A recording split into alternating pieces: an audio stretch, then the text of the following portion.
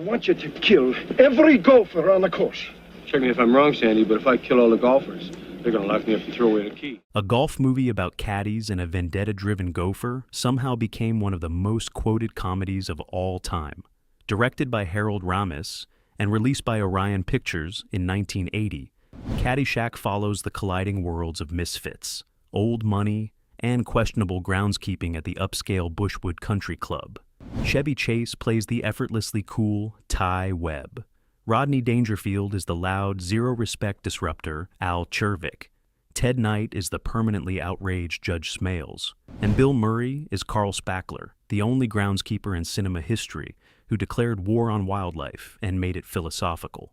But what started as a coming-of-age story about teenage caddies turned into a chaotic free-for-all that critics dismissed and audiences never stopped quoting. Today we're counting down 15 weird facts about Caddyshack. Stick around for number 1, because the movie you've been quoting for 40 years was barely written. And the story of how it got made is way wilder than anything on screen. But before you tee off, remember to like and subscribe. It lets YouTube know you want more deep dives into your favorite movies and TV shows. All right, grab that grass whip and let's head to Bushwood. 15. The explosion became a plane crash report. The climactic explosion at the end of Caddyshack was supposed to be a comedic punchline, but it nearly became an FAA incident. The film was shot at what's now Grande Oaks Golf Club in Davie, Florida, and the course sat directly in the flight path of Fort Lauderdale Hollywood International Airport. So, when the special effects team lit up the 18th hole finale, they weren't blowing up a set in some remote desert. They were launching a fireball into the Florida sky, right where incoming commercial jets could see it.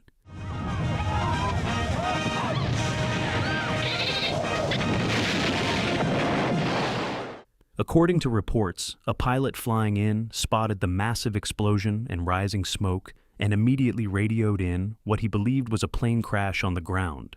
Air traffic control received the call. Local authorities were alerted. And for a brief, very real moment, people outside the production thought there had been an actual disaster. But of course, it was just a gopher vendetta that got out of hand. The country club owners, quite understandably, did not want their real 18th green obliterated, so the production built a massive artificial dirt mound specifically for the blast. Then the pyrotechnics team got enthusiastic. The explosion completely annihilated the fake hill and produced a fireball significantly larger than anyone had planned for. And in maybe the most Caddyshack detail of all, Bill Murray's brother, John Murray, was reportedly assigned the very serious job of watching the sky and warning director Harold Ramis about incoming planes so they wouldn't ruin a take. That's the kind of production where even safety protocols sound like sketch comedy. 14. Murray and Chase fought before filming. 2 years before Caddyshack, Bill Murray and Chevy Chase got into an actual physical fight backstage at Saturday Night Live. It was the February 18th, 1978, in John Belushi's dressing room, minutes before airtime. Chase had left SNL at the height of its early fame to chase Hollywood stardom. Murray was brought in as his replacement. Resentment simmered on both sides like a pot nobody wanted to stir, but everybody kept bumping into. When Chase returned to guest host, the atmosphere backstage went radioactive. Insults started flying. Murray reportedly called Chase a medium talent. Chase fired back with personal jabs about Murray's appearance. And then it escalated past words. Belushi had to physically separate them so the live show could actually happen, which is the kind of pre-show crisis that ages a producer 10 years in 40 seconds. Fast forward to Caddyshack. Given their history, Carl Spackler and Ty Webb had 0 shared scenes in the original script. Mind if I play through? Sure, go right ahead. What are you, getting in a late night or something? Yeah. The two characters existed in completely separate orbits, probably by design and possibly for liability reasons. But during production, director Harold Ramis realized you can't put 2 comedy powerhouses in the same movie and just never let them interact. That's like owning 2 chainsaws and using them as bookends. The now famous shack sequence where Ty's golf ball crashes into Carl's ramshackle quarters was written specifically to bring them together. The 3 of them sketched out a loose idea over lunch and filmed it that afternoon. And whatever grudge lingered from 1978, you can't see it. The scene crackles. By the end of it, these 2 were declaring themselves buddies for life. 13. The movie was a teen story. Before Caddyshack became a comedian-driven demolition derby, it was supposed to have feelings. Real ones about teenagers. Brian Doyle Murray, Harold Ramis, and Douglas Kenney originally conceived the script as a grounded coming-of-age story centered around caddies. Danny Noonan, played by Michael O'Keefe, and Tony D'Annunzio, played by Scott Colombi, navigated summer jobs and the social food chain at Bushwood Country Club. The story pulled heavily from the Murray brothers' real-life experiences caddying at Indian Hill Club in Illinois. Even Danny's scholarship subplot had roots in reality. The Murray brothers' older brother Ed actually won a Chick Evans caddy scholarship. I don't have to swim where. Besides, I've never swum. I'll teach you. Why don't you come on in and help me sort me holy cards first? Making the stakes in the script personal before a single camera rolled. This was supposed to be personal, semi-serious, a little rebellious too, but structured. And the adults, Ty Webb, Al Chervik, and Carl Spackler, were meant to be colorful side dishes, satirical background flavor in a larger story about teenage ambition and carrying rich people's golf bags for scholarship money. And then filming started. Chevy Chase, Rodney Dangerfield, and Bill Murray began being Chevy, Rodney, and Murray constantly. At a volume and frequency, the script had zero chance of surviving.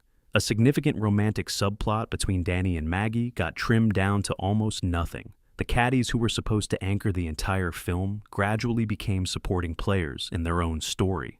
By the time the camera stopped rolling, this coming-of-age tale about summer jobs and scholarship dreams had been swallowed whole by the comedy circus happening around it. 12. The set was total chaos. With filming taking place at the golf course, by most accounts the production operated less like a movie set and more like a 6-week spring break that somebody accidentally pointed cameras at. Cast and crew later admitted the production was a non-stop party. Recreational substances were prevalent, sleep was optional, and the script, or whatever was left of it, ranked somewhere below fine sunglasses on the daily priority list. Harold Ramis was technically directing, but directing this cast in this environment, that's like trying to referee a food fight with a clipboard.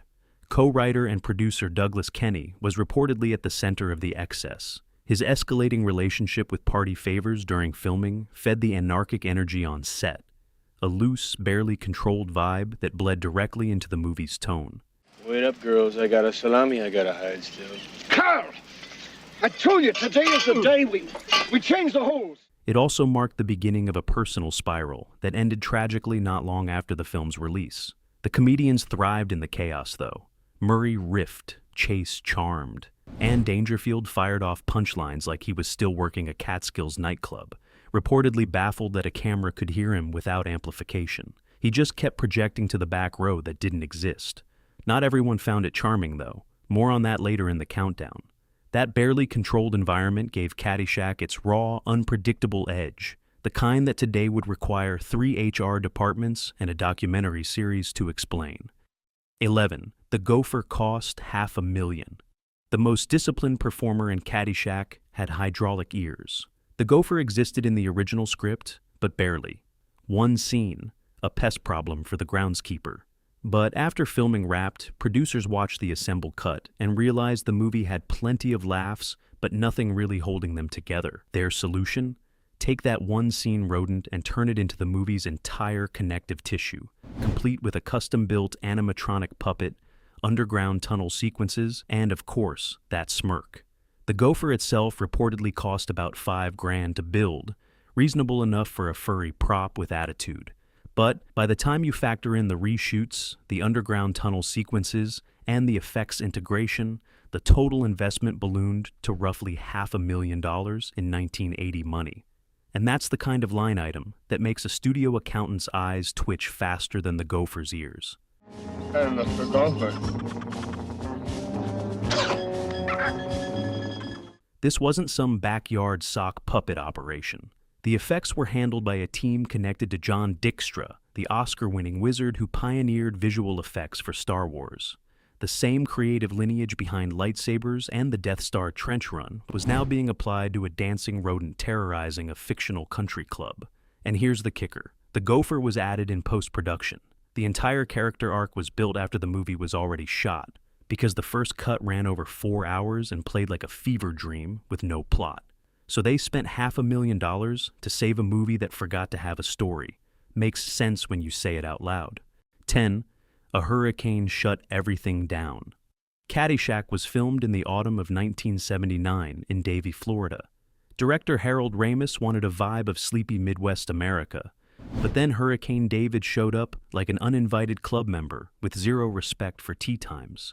Filming had barely started when the storm rolled in. It shut everything down. Cameras off, schedules obliterated.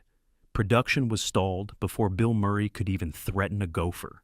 The delay stretched the shoot to roughly 11 chaotic weeks, which, given the rewrites in general, is anyone steering this ship energy on set, almost feels efficient. But here's the thing about hurricanes in Florida. They don't just delay production. They transform your hotel into a biology exhibit. Cast and crew return to find their accommodations covered in earthworms. Not a metaphor. Actual earthworms blanketing the floors like the world's wettest carpet.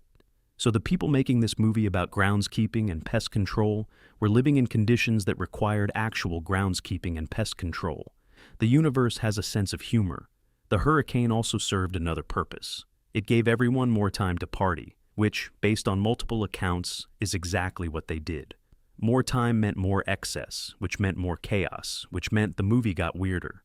In a way, Hurricane David didn't shut down Caddyshack. It supercharged it, gave the cast and crew extra days to embrace the madness that was already consuming the production. 9. The Murrays turned it into a restaurant. In 2001, the Murray brothers opened Murray Brothers Caddyshack in St. Augustine, Florida, right at the World Golf Village, home of the World Golf Hall of Fame. And it wasn't a solo Bill Murray vanity project. All 6 Murray brothers were involved. Bill, Brian, Andy, Joel, Ed, and John. The same kids who spent their teenage summers hauling golf bags at a private club in Illinois built a restaurant themed around the movie their childhood inspired. Chef Andy Murray developed the menu and runs the kitchen, American comfort food with a bit of a Chicago edge. The walls are covered in Caddyshack memorabilia, and the whole vibe is designed to feel like an extension of the Murray family living room, which, knowing this family, probably means somebody's telling a story that's 40% true but 100% entertaining. And the place has become a pilgrimage site for fans. People travel from across the country to eat at the restaurant from the movie about the job the Murrays had as kids. It's a full-circle moment wrapped in burgers and nostalgia. The restaurant even outlasted its neighbor. When the World Golf Hall of Fame closed in 2023, people assumed the shack would go with it, but it didn't. The Murrays signed a new 10-year lease in 2024. The Hall of Fame couldn't survive. But a restaurant based on a 40-year-old comedy about gophers and class warfare? Still going strong. Carl Spackler would appreciate the irony. Speaking of Carl, let's talk about how little time Bill Murray spent actually being him. 8. Murray filmed in 6 days. Carl Spackler, the gopher hunting philosopher on the fairway, was filmed in 6 days. That's less time than most people spend pretending to start a new diet. And it tracks too, because Murray was never supposed to matter. Carl was written as a small, mostly silent role, a background groundskeeper in the mold of Harpo Marx. Murray got hired for a brief appearance because he was juggling Saturday Night Live. The plan was simple: pop in, say very little, leave. But the second camera started rolling, Carl became a full-blown chaos machine. Murray brought a manic energy the script never called for, and the production couldn't contain. Every scene he touched came back bigger, weirder, and funnier than what was on the page. The Dalai Lama story, the Gopher Vendetta speeches, the deranged cocktail of Zen philosophy and unhinged pest control energy, that's all Murray. The production team kept calling him back from New York for more scenes, more material. A role designed to fill 6 days of shooting ended up consuming part of the film's identity. Here's the beautiful thing about Murray's performance. He understood the assignment nobody gave him. The script said, background groundskeeper. Murray heard, deliver a masterclass in improvised lunacy. 6 days. That's all it took to create one of the most quoted characters in comedy history. 7. Needed a star to get made. Before Caddyshack could get those balls teed up, it had to survive the most dangerous hazard in Hollywood: studio approval. Orion Pictures liked the concept. Animal House on a golf course had a certain chaotic charm. But they had one condition: You had to attach a star who could sell tickets, or the movie stayed in the clubhouse. Orion had already passed on 2 of Harold Ramis's darker comedy pitches. They weren't taking risks on unproven concepts anymore. And that's how Chevy Chase got signed to the project. He'd recently proved himself as a box office draw with foul play. Once his name was attached, it stopped being a risky experiment and started looking like something that might actually get a release date. Then came the role of Al Chervik, the loud, zero-respect wrecking ball of Bushwood. Don Rickles was reportedly considered for the part, and look, if you know Don Rickles, you know restraint was never on the menu. But Ramis saw Dangerfield on The Tonight Show and became convinced that rapid-fire insult energy belonged on the golf course. He handed Rodney the role, making it his first major feature film appearance. And Dangerfield walked onto a film set the way most people walk into a country where they don't speak the language. He was a stage comic, not a film actor. He reportedly didn't understand standard set commands. He couldn't figure out why nobody laughed after his first few takes until someone explained that laughter during filming would ruin the audio. It took some adjusting. He was getting no respect here either. 6. Murray stole the Dalai Lama speech. The Dalai Lama monologue was one of the rare pieces that actually existed on paper before the actors were given free range. But in the early script, it wasn't written for Carl Spackler. It belonged to a completely different character. In some versions, a teenage caddy. In others, a grounded old veteran type telling a sentimental tale. Either way, it was meant to land as serious, not comedic. But when they started filming, the speech wasn't working. Instead of being funny, it came across as earnest, kind of depressing. Ramis recognized the premise had potential. Caddying for the Dalai Lama in Tibet is inherently absurd. It just needed a delivery system unhinged enough to match. So he handed it to Murray. Murray kept the premise. He torched the tone and rebuilt the entire thing in Carl Spackler's voice. A sentimental anecdote became a delusional, wildly specific, and spiritually confusing fantasy told by a groundskeeper who may or may not understand how geography works. Total consciousness delivered with the deadpan sincerity of a man who believed genuinely that the Dalai Lama shorted him on a tip, and he came out ahead anyway. Here's what makes this theft brilliant. Murray didn't just take the speech. He understood that comedy lives in the gap between what's being said and who's saying it.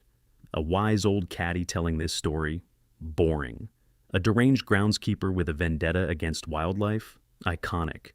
Sometimes the best performances are stolen property. 5. The actress who disappeared. Sarah Holcomb played Maggie O'Hooligan in Caddyshack. If her face looked familiar in 1980, it's because she'd already appeared 2 years earlier in National Lampoon's Animal House as Clorette the Pasto, 2 major comedies before the age of 22, and then she was gone. Her entire film career lasted 4 years. After Caddyshack, she disappeared from Hollywood completely. Behind the scenes, the story was more complicated. Animal House co-writer Chris Miller later noted that Holcomb was significantly younger than the hard-partying crowd around her, and the late 70s comedy scene was not exactly known for looking after its youngest members.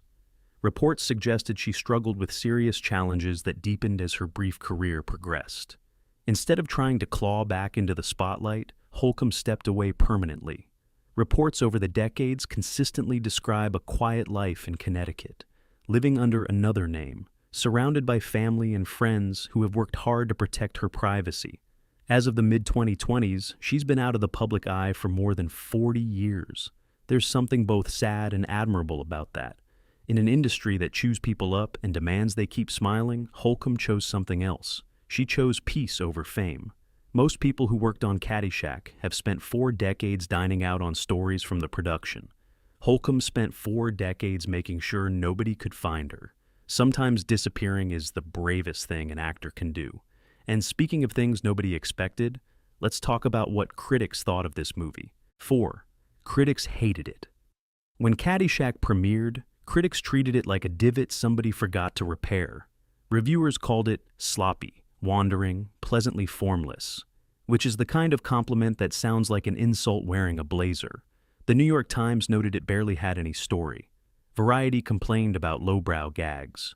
Roger Ebert gave it 2 stars and called it shaky and unfocused, like a series of sketches that didn't quite fit together, which, given the last-minute gopher reshoots and the general state of production, isn't entirely wrong. Critics weren't lining up to treat former Saturday Night Live chaos merchants as serious filmmakers. If you came from sketch comedy, you were automatically suspect, guilty until proven Oscar-worthy. But audiences didn't care about structure. They cared about Bill Murray whispering about total consciousness, Rodney Dangerfield detonating one-liners like party favors with shrapnel, Chevy Chase smiling like a man who'd never once been told no and wouldn't hear it if he were. Then cable television and VHS got involved. Caddyshack became the kind of movie you didn't see once. You absorbed through repetition until every line was permanently welded to your vocabulary. It turned into a rite of passage for golfers and comedy fans who couldn't tell the difference between the two. Years later, the American Film Institute ranked it number 92 on its list of the 100 funniest American movies. The critics who dismissed it in 1980, most of them aren't remembered either. Turns out, cultural impact matters more than reviews. Now, let's talk about candy bars and pool water. 3. The Baby Ruth came from real life. That legendary pool scene, the screaming grown adult scrambling out of the water as if something with teeth just clocked in, was inspired by actual teenage stupidity. Co-writer Brian Doyle Murray reportedly pulled a similar stunt back in the day. In the film, the Baby Ruth bar floats dramatically across the pool surface, just bobbing along like the world's most misunderstood villain. But here's the problem. Real Baby Ruths sink. They drop to the bottom like chocolate bricks, which meant Hollywood had to cheat. The production used a buoyant foam prop to get that perfect slow-motion glide across the surface. Then, right before Bill Murray scoops it up and takes a bite like a man who has never once considered the opinions of others, they swapped in a real candy bar. That's the kind of commitment to a gross-out gag that separates professionals from amateurs. And think about what this scene represents. An entire country club in full panic mode over what might be a piece of candy. The chaos, the screaming, the lifeguard diving in with a net like he's defusing a bomb. It's the perfect Caddyshack metaphor. Rich people losing their minds over something that turns out to be nothing, while the working-class hero calmly demonstrates it's harmless by eating it. Class warfare via chocolate. The scene works because it's rooted in truth. Somewhere in Illinois decades ago, a teenage Brian Doyle Murray dropped something in a pool and watched adults lose their minds. And he remembered. Comedy writers always do. 2. Ted Knight was the only professional. By the time Ted Knight signed on for Caddyshack, he was a sitcom veteran, years on. The Mary Tyler Moore Show, where scripts were tight and the biggest wild-card moment was maybe someone slightly missing a cue. The man showed up to Rolling Hills Golf Club in Florida with his lines memorized, his professionalism fully loaded, and absolutely zero preparation for what he was walking into. Younger cast and crew members were racing golf carts around the course at night. They were pulling pranks and treating call times like horoscopes. Interesting to read, easy to ignore. Knight knew this wasn't going to be just another average day on the ranch, but Knight stayed locked in. He delivered every line. He committed fully, and his performance as Judge Smales, pompous, outraged, perpetually one insult away from a coronary, became one of the film's most legendary anchors. Here's what makes Knight's performance remarkable. He was surrounded by chaos and chose discipline. While everyone else was improvising and partying and rewriting scenes at lunch, Knight showed up prepared. And that contrast is what makes Judge Smales work. He's the order the slobs are fighting against. The structure the movie is actively demolishing. Knight played it straight because that's what the role required, and he was professional enough to understand that. In a cast of comedy anarchists, Ted Knight was the grown-up in the room, and the movie needed him to be exactly that. 1. The script was a suggestion. Let's start with Rodney Dangerfield, because his introduction to filmmaking is a comedy all by itself. The very first scene he shot was Al Chervik's entrance in the pro shop.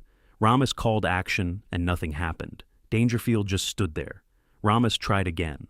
Nothing. He walked over and explained the cue. Dangerfield blinked. "You mean, do my bit?"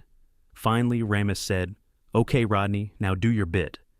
And Dangerfield pounced into the room and nailed the take, including the legendary line about the hat deserving a free bowl of soup. Completely off the cuff. From that moment on, Ramos never said action for a Dangerfield scene again. And once Rodney got rolling, there was no containing him.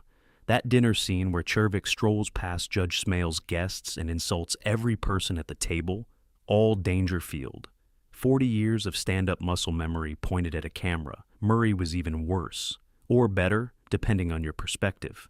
The script literally left blank sections that just read, "Bill riffs here." The Cinderella story monologue. The script contained 2 lines of stage direction. Carl cuts off the tops of flowers with a grass whip. That's it. Ramis gave Murray 1 prompt. Imagine you're a kid announcing your own Fantasy Masters tournament, and Murray picked up the whip and started talking. Those were live flowers, too. No resets. Once those petals hit the ground, they were gone. The original take ran close to 30 minutes before getting trimmed to the version permanently lodged in pop culture. Chase ran the same playbook, but from a different angle. The massage scene between Ty and Lacey, off the page entirely. The result was a mountain of footage. The first rough cut reportedly ran over 4 hours. The studio carved it down to 98 minutes, and the surgery was brutal. Entire subplots amputated. Somewhere in a vault, there are hours of Caddyshack footage the public has never seen. 3 writers spent 3 months building a 200-page script. Then 3 comedians walked onto a Florida golf course and rewrote the movie in real time. And the version that survived became one of the most quoted comedies in American history. And there you have it. 15 weird and wild facts about Caddyshack. Which facts surprised you the most? Drop it in the comments below. And don't forget to like and subscribe for more stories about movies that shouldn't have worked, but somehow became legends. Until next time.